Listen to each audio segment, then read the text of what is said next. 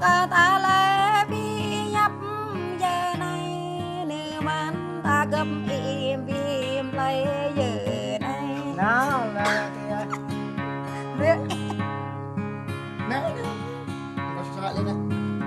gần nào chắc bên nói cha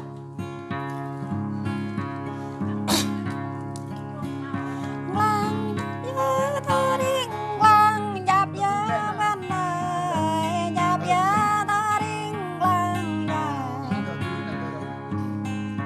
ở đất cá bờ lang ở này nửa bên càng bờ hai ở này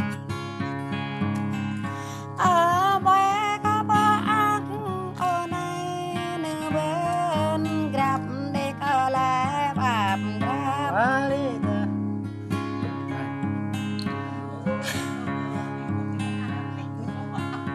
Quang nhớ ta đi quang nhấp nhớ bên này nhấp nhớ ta đi quang dần cả đã kháng khách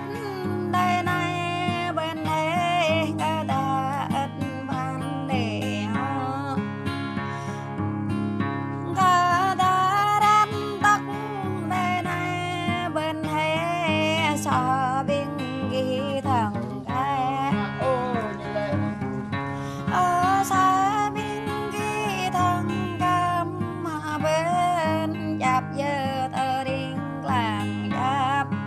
chắc cái quyền tựนึก